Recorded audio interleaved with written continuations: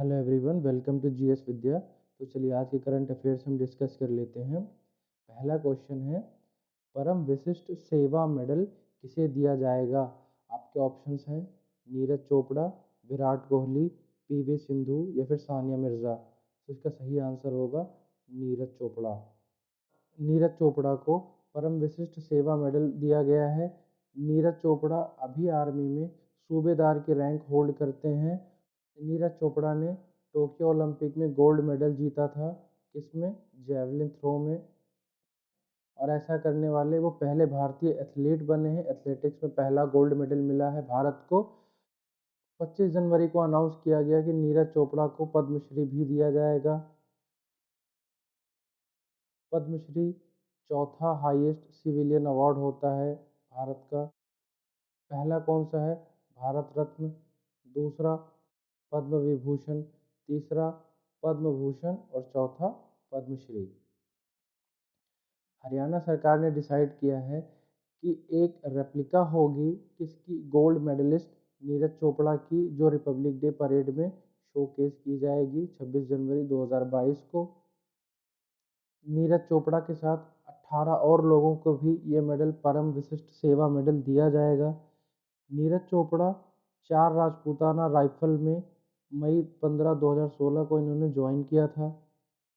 नीरज चोपड़ा का संबंध हरियाणा से, अभी मैंने बताया आपको कि हरियाणा सरकार इनकी एक रेप्लिका रिपब्लिक डे परेड पे शोकेस करेगी। चलिए अगला क्वेश्चन देखते हैं। 25 जनवरी को कौन सा राष्ट्रीय दिवस मनाया जाता है? आपके ऑप्शंस हैं पंचायती राज दिवस, national voters day, national youth day या फिर नेशनल वाटर डे। तो इसका सही आंसर होगा नेशनल वोटर्स डे, राष्ट्रीय मतदाता दिवस। इस दिन नेशनल वोटर डे मनाया जाता है। इसकी शुरुआत कब हुई थी? सन 2011 में हुई थी। राष्ट्रीय मतदाता दिवस का इस बार का थीम क्या है? Making election inclusive.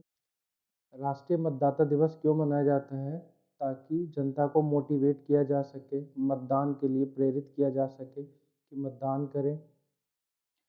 इस दिन जो निर्वाचन अधिकारी होते हैं उनको national award for the best electoral practices भी दिया जाता है। और ये इस बार कहाँ पे दिया गया ये अवार्ड? नई दिल्ली में दिया गया है और उसमें राष्ट्रपति रामनाथ कोविंद जी भी उपस्थित थे। 25 जनवरी को ही क्यों मनाया जाता है? क्योंकि 25 जनवरी 1950 को चुनाव आयोग की स्थापना हुई थी। चुनाव आयोग की बात करें तो ये आर्टिकल 324 के तहत काम करती है, अपनी शक्तियां प्राप्त करती हैं। भारत के पहले चुनाव आयुक्त कौन थे? सुकुमार सेन। वर्तमान मुख्य चुनाव आयुक्त कौन है? सुशील चंद्रा। ये ध्यान में रखिएगा कि Lok Sabha, Rajya Sabha, president, vice president के चुनाव आयोग कंडक्ट कराती है, जबकि जो लोकल बॉडीज इलेक्शन होते हैं वो कौन करवाती है? State election commission. चलिए अगला क्वेश्चन देखते हैं। Which is the world's fastest supercomputer? आपके ऑप्शंस हैं Meta's artificial intelligence supercomputer, Param Siddhi artificial intelligence, Tianhe 3 system या फिर फुगाकू। तो इसका सही आंसर होगा Meta's artificial intelligence supercomputer. Facebook की पेरेंट कंपनी मेटा है, उसका ऐसा क्लेम है अभी। परम सिद्धि आर्टिफिशियल इंटेलिजेंस कंप्यूटर किसका है? भारत का। टियाने 3 सिस्टम किसका है? चाइना। और फुगाकू किसका है? जापान का। फेसबुक कंपनी के सीईओ कौन है? Mark Zuckerberg. चलिए अगला क्वेश्चन देखते हैं। Who released district good governance index? जो डिस्ट्रिक्ट गुड गवर्नेंस इंडेक्स होता है उसको किसने रिलीज किया है? आपके ऑप्शंस हैं नरेंद्र मोदी, अमित शाह, स्मृति ईरानी या फिर धर्मेंद्र प्रधान। तो इसका सही आंसर होगा अमित शाह। इस इंडेक्स को अमित शाह ने दिल्ली से रिलीज किया है वर्चुअली। यह इंडेक्स किसके बारे में बात करता है? जम्मू और कश्मीर के बारे में। जम्मू कश्मीर के 20 जिले हैं उनके बारे में ये बात करता है। ये इंडेक्स किसके द्वारा तैयार किया गया है? DARPG। DARPG और जम्मू कश्मीर गवर्नमेंट के कोलैबोरेशन से इस इंडेक्स को तैयार किया गया है। इस इंडेक्स में जो टॉप 5 डिस्ट्रिक्ट्स हैं उनके नाम क्या हैं? जम्मू, डोडा, सांबा, पुलवामा और श्रीनगर। अभी वर्तमान में जम्मू कश्मीर के LG कौन है? मनोज सिन्हा। मनोज सिन्हा। अगला क्वेश्चन देखते हैं। विच ऑर्गेनाइजेशन लॉन्च्ड योग्यता मोबाइल एप्लीकेशन? कौन सी ऑर्गेनाइजेशन है जिसने योग्यता मोबाइल एप्लीकेशन को लॉन्च किया है? आपके ऑप्शंस हैं common service centre, ministry of earth science, ministry of health या फिर मिनिस्ट्री ऑफ होम अफेयर्स। तो इसका सही आंसर होगा common service centre, CSC। Common service centre किसके अंडर में आती है? माइटी के ministry of electronics and information technology. योग्यता एप्लीकेशन ऐप क्या करेगी? जो ग्रामीण युवा होते हैं उनको वोकेशनल एजुकेशन दी जाएगी, वोकेशनल एजुकेशन दी जाएगी ताकि उनका स्किल डेवलपमेंट हो सके। इसीलिए इस एप्लीकेशन का नाम योग्यता एप्लीकेशन रखा गया है। और ये एप्लीकेशन कौन कौन से कोर्सेज ऑफर करेगा? 3D प्रिंटिंग करेगा, साइबर सिक्योरिटी और भी बहुत सारे हैं जो ये ऑफर करेगा युवाओं को, ग्रामीण युवाओं को। इस ऐप को बनाने का जो मुख्य उद्देश्य था वो था स्किल डेवलपमेंट। 2014 में एक नई मिनिस्ट्री बनाई गई थी, कौन सी? MSDE, ministry of skill development and entrepreneurship. अभी माइटी यानी ministry of electronics and information technology के मिनिस्टर कौन है? अश्विनी वैष्णव।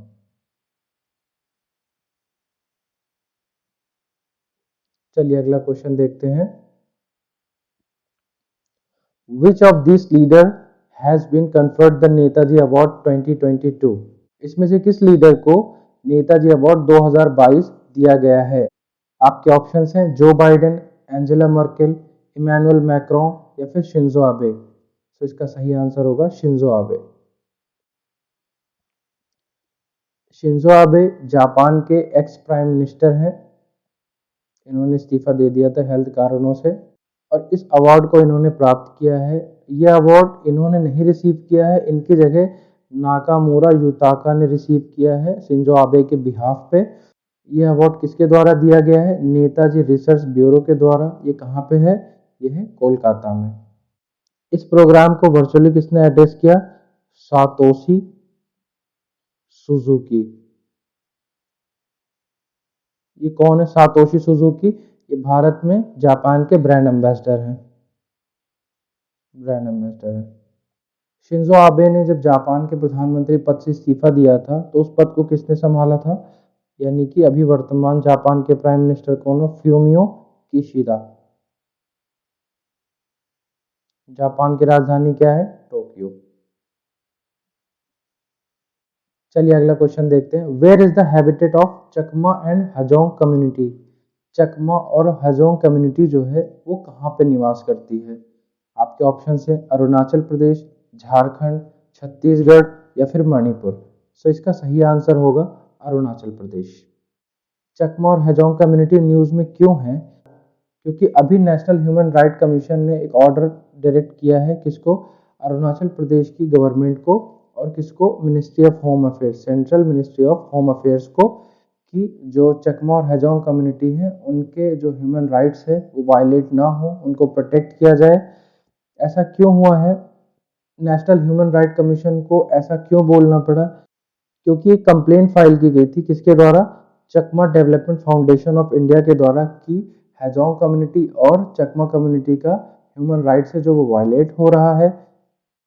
और ऐसी complaint Chakma development foundation of India ने NHRC में क्यों की? क्योंकि अरुणाचल प्रदेश के CM ने एक स्टेटमेंट दिया था कि चकमाज और हाजोंग को रीलोकेट किया जाएगा, कहाँ पे? स्टेट के बाहर किया जाएगा।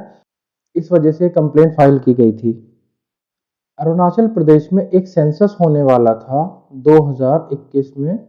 ये सेंसस इसलिए किया जाना था क्योंकि ये जो कम्युनिटी है इसमें से इनकी आबादी कम से कम 65,000 के आसपास बताई जाती है।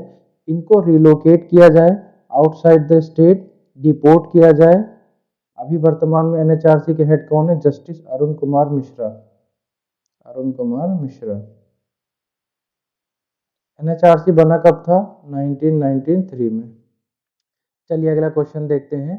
विच tiger reserve got the prestigious T/2 award? आपके ऑप्शंस हैं Sathyamangalam tiger reserve, Mudumalai tiger reserve, Kanha tiger reserve या फिर बांदीपुर टाइगर रिजर्व। तो इसका सही आंसर होगा Sathyamangalam tiger reserve. Sathyamangalam tiger reserve को यह अवार्ड दिया गया है, क्यों? क्योंकि इस टाइगर रिजर्व ने टाइगर की आबादी डबल कर दी है। कब से? 2010 के बाद से। बारडिया नेशनल पार्क है कहाँ पे? नेपाल में। ये अवार्ड उसको भी मिला है टाइगर की आबादी को डबल करने के लिए। सत्यमंगलम वाइल्ड लाइफ सेंचुरी जो है उसको 2013 में एक टाइगर रिजर्व घोषित किया गया था। इसका एरिया लगभग कितना है? 1411 स्क्वायर किलोमीटर। और एक इम्पॉर्टेंट लिंक बनता है किसके? नीलगिरी और ईस्टर्न घाट लैंडस्केप के बीच में। नीलगिरी बायोस्फीयर रिजर्व जो है वो लार्जेस्ट पॉपुलेशन ऑफ टाइगर का होम कहा जाता है उसको। भारत सरकार की एक महत्वपूर्ण पहल है प्रोजेक्ट टाइगर। इसके लिए एक अथॉरिटी भी बनाई गई है, कौन सी? NTCA, national tiger conservation authority. क्या आप मुझे बता सकते हैं कि भारत का टाइगर स्टेट किसको कहा जाता है? कमेंट बॉक्स में बताइए। चलिए अगला क्वेश्चन देखते हैं। Which country was earlier known as the Republic of Upper Volta? Republic of Upper Volta नाम से कौन सा देश पहले जाना जाता था? Your options are Kenya, Burkina Faso, Tunisia and Somalia. So the correct answer is Burkina Faso. News में क्यों है? क्योंकि यहाँ के जो प्रेसिडेंट हैं रोच काबोरे, उनको सेना ने बंधक बना लिया और वहाँ की गवर्नमेंट को भंग कर दिया। ऐसा टीवी पे आके अनाउंस कर दिया कि अब देश में जो कंट्रोल है वो सेना का होगा। ये करने के बाद जो कंट्री के सारे बॉर्डर्स होते हैं उसको सील कर दिया सेना ने। काबोरे 2015 से राष्ट्रपति थे। बुर्किना फासो एक लैंडलॉक कंट्री है, कहाँ पे? अफ्रीका में, पश्चिमी अफ्रीका में। आज के लिए इतना ही, मिलते हैं अगले वीडियो में। तब तक के लिए थैंक यू वेरी मच।